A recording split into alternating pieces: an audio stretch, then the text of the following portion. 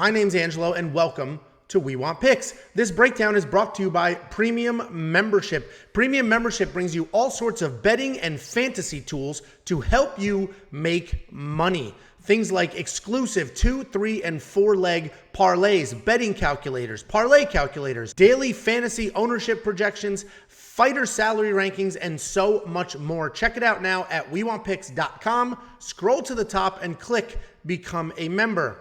And don't forget, we are giving away $50. All you need to do is go to WeWantPicks.com/bets, sign up with any one of our betting partners, make a deposit, and we send you $50 as a thank you. That's WeWantPicks.com/bets. Sign up, make a deposit, we send you $50. First up, at UFC San Diego, we have Jason Witt taking on Josh Quinlan. This fight was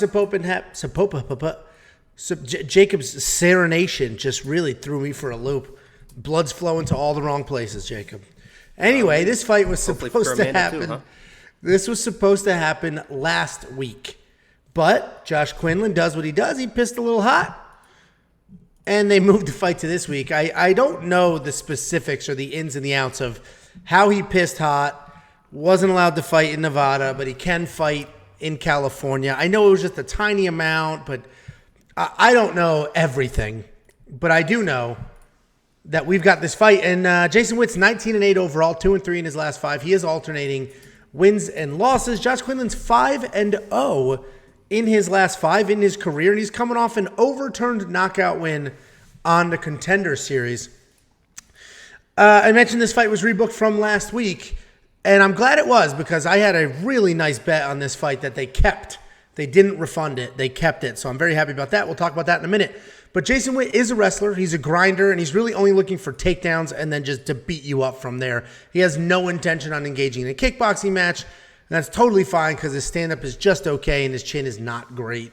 When he does get on top, and I'm saying when because he averages 7 takedowns per fight. So this guy's getting takedowns. He's getting on top. Whether he wins the fight or not, it's a whole different story. But he is getting there. And when he gets on top, he's got great control, great pressure, and then he just elbows and pounds away from there. He's not looking for a submission, but if you squirm, he will grab one. And if we go back to his last fight against Philip Rowe, that is like exactly a Jason Witt fight. He took Philip Rowe down 4 times, had an entire round of control time, and Philip Rowe landed 8 total strikes and still got the knockout win. Josh Quinlan's a dangerous striker. He's got very real power, and he is coming off an incredible knockout on the Contender Series. That was ruled a no contest because of a USADA issue. So this guy's got 2 USADA issues in 2 attempted UFC fights. He's not just a grappler, though. He is a BJJ brown belt, and he actively competes in grappling competitions. He's a really dangerous guy, and he has not been to a decision yet in his career. And it's a pretty straightforward breakdown, right? If Josh can defend the takedowns, he'll get a knockout. If not, there's potential that he's just held down and beat on for 15 full minutes. It's literally that simple. Obviously, Josh has the power to knock Witt out, but I don't know if he's going to be able to get there, right? Jason Witt is a grinder. He's got the pace. He's going to consistently come forward and shoot takedowns. If we go back to his win over Brian Barberena, he attempted 18 takedowns. That is an insane pace. I do think the biggest issue for Witt, though, is even if he could dominate the wrestling, he can't make one single mistake. Nothing. Because one mistake cost him the Phil Rose fight, and a mistake here can cost him this fight as well. So it's really tricky, but I'm going to have to stick with Josh Quinlan, but like every bone in my body wants to pick Jason Witt. You guys know that I love wrestlers in these spots, but the bet that I have, it is a BetOnline exclusive. BetOnline has introduced these new prop bets where they let you bet on who's going to get more takedowns in a fight. There's no line. It's not more than 5, more than 2. It's just who in this fight between these 2 people will get more takedowns. I got this, and all the premium members got this at minus 325 for Jason Witt. Whether this guy wins or loses, he will get more takedowns than Josh Quinlan. It's literally that simple. Or he gets 0 and you get a refund. That's a push.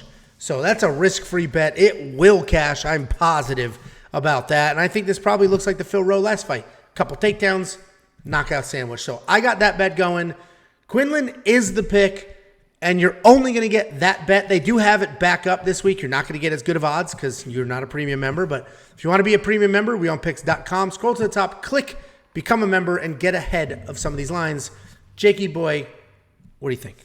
Yeah, I don't think this is tricky at all. Anytime Jason Witt fights somebody with any type of power at all, you see what happens. I mean, you saw that versus Takashi Soto, you saw it versus Semmelsberger, you saw it versus Philip Rowe. Even if he gets takedowns early, all it takes is one shot to that little glass chin of his, and he's going to get knocked out. And the issue for Jason Witt, as I mentioned last week, is Josh isn't an extended puncher. He doesn't need long shots to knock you out. He has those nice tight hooks, those tight uppercuts, big power in the pocket. So Jason Witt, when he's closing the distance, normally he would feel safe in those situations, but those nice tight shots are going to be there for Josh. He was in my parlay last week. If I put together a parlay this week, I don't really like the favorites as much as I did last week, but if I do put a parlay together this week, Josh is definitely going to be a piece for that. I think he's got all the tools, and he's not really tested as much as 5-0, but I've seen enough to know his gas tank holds up as well. That even if he gets taken down the first round and he gets on his back, let's say he just gets kind of mauled that first round, he can still come out pretty fresh and still have that knockout power in the second round,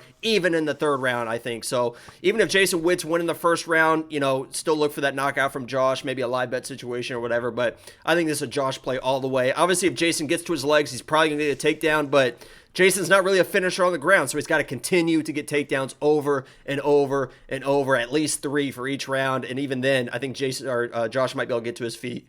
So I'm a big Josh guy in this matchup. I think he finds the chin of Jason, and that's all it's really going to take is one real shot, and Jason's going to go down. So I'm going to put Josh probably in my DraftKings lineup. I might put some money on him as well, but if I make a parlay, also going to be a piece. Big fan of Josh going to this. He's a savage.